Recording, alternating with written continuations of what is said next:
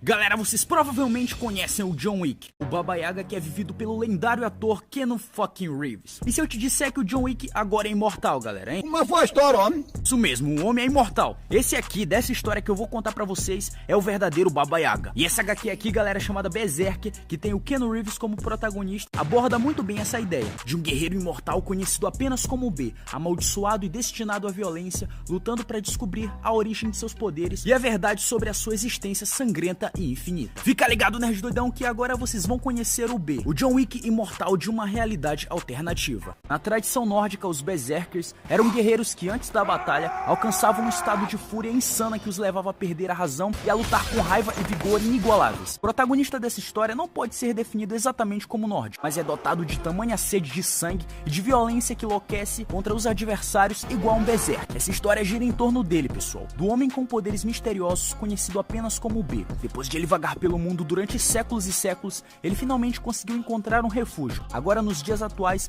o B trabalha para o governo dos Estados Unidos. Por algo em troca, é lógico, né? O B estava sentado num banco de uma praça no meio de uma noite chuvosa, como se estivesse esperando por alguém. Um carro aparece e o convoca para a missão, dizendo que o tempo de espera acabou. Já dentro do helicóptero, o B estava sério e se preparando para a missão e para o combate. Seus olhos começaram a brilhar de tanta fúria acumulada. O B salta do helicóptero em cima de um prédio e os soldados vêm logo atrás dele para dar cobertura.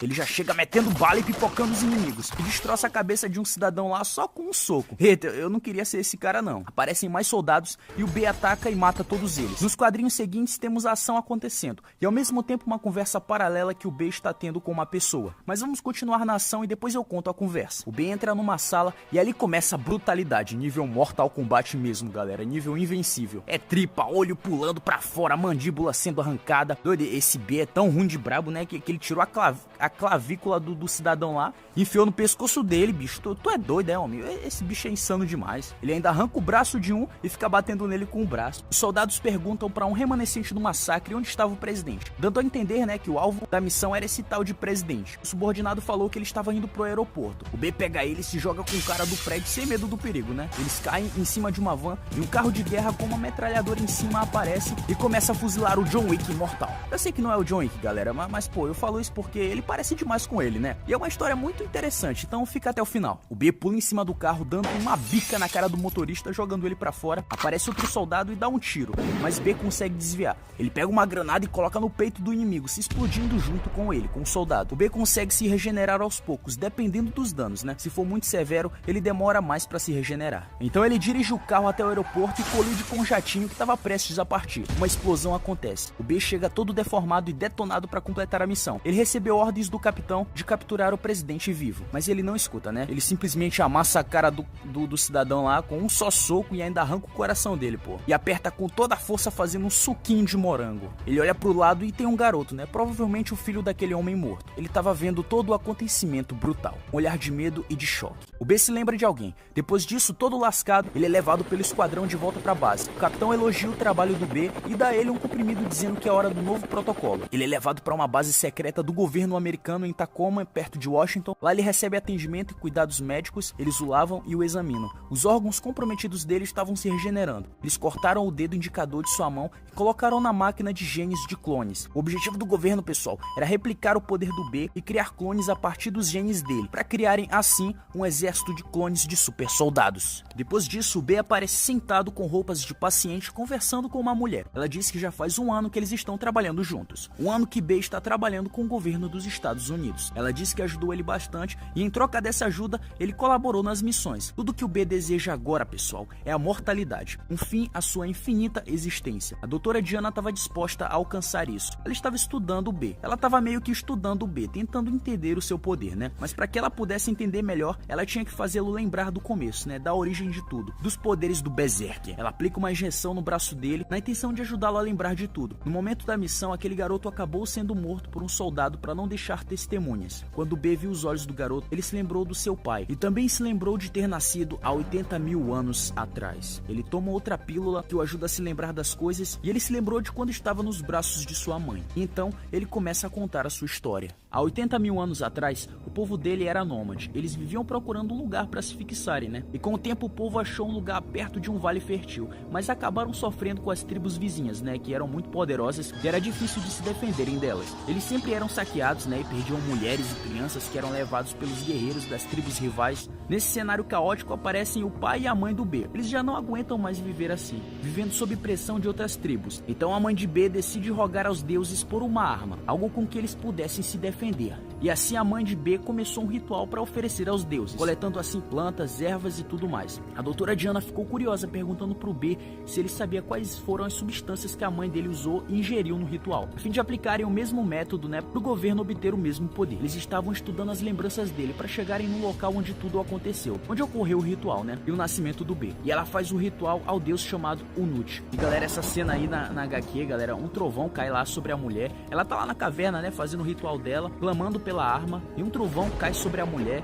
É uma cena que como o próprio B fala, né, ele não consegue explicar. E vendo eu não sei bem o que acontece nessa cena, galera. Parece que o tal deus Unut aí, né, ele pegou a mulher e fez um tchaca-tchaca na buchaca, né, um lepo-lepo aí com ela, e parece que funcionou, né, porque horas depois a mãe do B apareceu grávida, pessoal. Grávida dele, né. Ela fica feliz, né, por saber que foi atendida pelos deuses, e o B fala que passou só 2 meses na barriga dela, né, e que ele crescia tão rápido só em uma estação. Eles contaram pro vilarejo que os deuses mandaram uma arma como uma criança, mas ninguém acreditava. Já nascido, B brincava com fogo e não se queimava. Ele era a prova viva de que os deuses os ouviram. Já um pouco crescido, não demorou muito pro seu instinto de predador aparecer, galera. Ele descreveu essa sensação como um desespero de um homem faminto. Ele começou a caçar lobos e a devorar eles. E logo também garotos da sua idade. Era um instinto que falava mais alto. Ele precisava extravasar. Se sentindo culpado por ter matado um garoto da sua idade, ele logo começou a treinar com o mestre para ser um guerreiro e defender a sua tribo, né? Um cão de guerra. Ele aprendeu a se concentrar, mas tinha momentos em que ele não conseguia se conter. Então seu pai o levava para se soltar, caçando e devorando ursos para extravasar toda aquela energia de fúria. Logo seus pais perceberam que os ferimentos saravam rápido, né? B nasceu para ser o protetor do seu povo, criado para ser um guerreiro, criado para matar. Não demorou muito para os saqueadores voltarem para fazer a colheita, né? E acabaram matando o professor do B. Então seu próprio pai começou a treiná-lo para que ele se tornasse um guerreiro perfeito. Quando ele se soltava, ele nunca sentia medo, só se sentia livre para fazer o que quiser. A doutora pergunta como ele se sentia. O homem está exausto e começa a achar toda essa ciência é uma perda de tempo. Ele fala que no passado muitos já tentaram estudar o B, colhendo amostras, analisando, cutucando e sondando ele. Ele foi testado milhares e milhares de vezes como um protótipo, mas Diana diz que agora é diferente. Eles estão progredindo dessa vez. Ela pede para ele se lembrar mais uma vez, quando percebeu realmente o que era. Era tempo de colheita de novo. As tribos rivais voltaram, mas dessa vez B estava pronto. E olha que ele ainda era só um garoto. Ele partiu e fez seu primeiro massacre, né? Cortando, matando e destroçando toda a cavalaria dos guerreiros saqueadores. E depois daquela batalha, aquele foi o único momento na sua vida em que ele se sentiu feliz de verdade. Ele tinha paz, tinha uma tribo, ele tinha um propósito. E ele cresceu bem rápido mesmo. Em apenas 2 estações o B já havia se tornado um homem. Ele e seus homens devastaram as outras tribos adjacentes à sua vila. Ele começou a causar impacto, deixar sua marca. O povo da aldeia começou a chamar B de Unut, que tinham 2 significados: arma e instrumento. E o seu povo começou a prosperar pela terra por causa dele. O B começou a ficar pensativo, né? Em uma certa conversa com sua mãe, ele disse pra sua mãe, né, que o povo chamava ele de Unut. Ele perguntou se ele era só isso, só uma arma, né, pra ser usada. Só um instrumento sendo usado pelos homens, já que ele fazia tudo o que o seu pai pedia. Ele começou a pensar que não passava de um cão de guerra, mas sua mãe dizia que ele era uma dádiva, na verdade. O pai do B, né, ele deixou o poder e a conquista dominar a sua mente. Ele estava planejando outro ataque. Ele disse que a aldeia nunca ficaria segura, pois as outras tribos invejam a posição deles de tribo dominante do vale. Então ele prometeu que faltava pouco para acabar com o resto dos inimigos. E eles continuaram matando e conquistando os outros povos. Eles foram muito longe dessa vez. O B questionou seu pai, né, perguntando por que eles tinham ido tão longe assim se o povo dali não era uma ameaça à sua aldeia. Mas o pai disse que aquela tribo era muito forte, por isso eles precisavam fazer um ataque surpresa para acabarem com eles. Ele chega na vila com tudo e mata o rei, dizendo que ninguém vive. E ali, galera, nesse ponto aqui, o B ele atingiu o ápice da brutalidade e da ferocidade. Os outros homens de B haviam derrotado todos os guardas, só havia restado o povo inocente da cidade. O B, descontrolado, sem se conter, corre em direção aos inocentes e acabou se soltando entre eles. Meu pai falou que ninguém vive. disse ele. Mais uma vez um massacre aconteceu, só que dessa vez sangue inocente foi derramado. B estava acabado, sentado numa pilha de corpos, sentindo uma culpa muito grande. O pai tenta consolar o seu filho, dizendo que se eles poupassem as mulheres e as crianças, aqueles meninos cresceriam sedentos por vingança. Eles jamais esqueceriam. O B nessa hora começa a pensar melhor e se questiona sobre o seu nascimento. B fala que não viu seu pai na caverna junto com a sua mãe naquele dia em que ele foi concebido. E pergunta pra ele: eu não me lembro do senhor na caverna com a minha mãe. Quem é ele? Quem é o meu pai? As dúvidas sobre a sua existência começaram a surgir. B ficou arrasado. Ele não queria mais ser uma arma. Ele não queria mais ser o Nut. No outro dia eles estavam tramando outro ataque a uma tribo que estava armando contra eles. E do nada um som de um trovão no céu aconteceu. E era o mesmo som de trovão no dia do ritual. O pai dele, fica perplexo com aquele som. O B continuou perguntando pro seu pai o que tinha acontecido na caverna. Então ele conta toda a verdade pro seu filho, que ele foi uma arma dada pelos deuses e tudo mais. Na HQ seguinte, aparece a doutora Diana na sala do Stephen Caldwell, que é o diretor de sistemas de crenças, de imigração e de tecnologias antigas. É basicamente o cabeça, o líder das pesquisas que envolvem o B. Pelo diálogo entre os dois, dá pra reforçar ainda mais, a ideia de que eles querem esse poder a todo custo. Por isso, eles o forçam a se lembrar das coisas. Até agora só sabiam que ele era filho de um deus, que se manifestou através de 2 raios na história. Não era algo que a ciência podia acreditar, Enquanto isso, o B estava em outra missão no Chile. A missão foi cumprida, mas eles perderam 4 soldados. B pede desculpas por ter se descontrolado mais uma vez. Eles estavam muito perto dele na hora da fúria. Bom, em outra sessão com a doutora Diana, o B perde a cabeça. Ele perde a paciência, dizendo que eles só estão usando ele, o segurando por um pouco mais de tempo até eles concluírem o exército de superclones e que ele só receberia a mortalidade sendo curado quando eles terminassem seus objetivos principais. O doutor escuta outra sessão gravada em seu gravador, onde o B continua contando a história de 80 mil anos atrás por onde parou. O pai de B perguntou para sua mulher o que tinha acontecido na caverna, já que ele viu e ouviu o trovão de Unut de novo.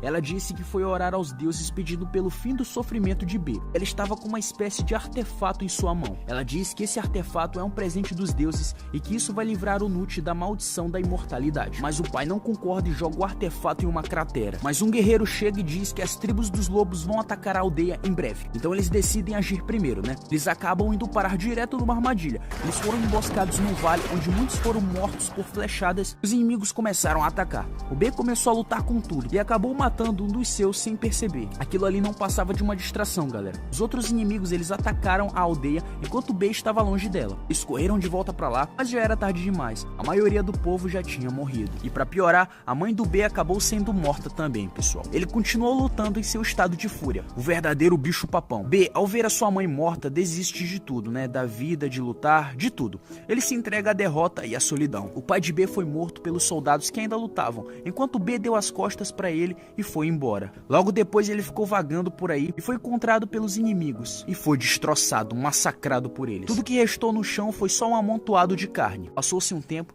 e a carne foi comida pelos pássaros, mas os pedaços remanescentes se regeneraram e criaram um casulo, onde ele meio que voltou à vida de novo, depois de um bom tempo. Foi ali que o B percebeu que não podia morrer, pessoal. Ele percebeu que era imortal. Então, ele se levanta e segue rumo ao horizonte. A Diana termina de escutar a história pelo gravador e diz pro Dr. Caldwell que vai passar uns dias fora. Ela vai até a casa do B, diz pra ele que eles precisam conversar e que ela não foi 100% sincera com ele. E agora ela vai contar toda a verdade pra Unut, pro B. Ele a deixa entrar em sua casa e o quadrinho seguinte diz: continua.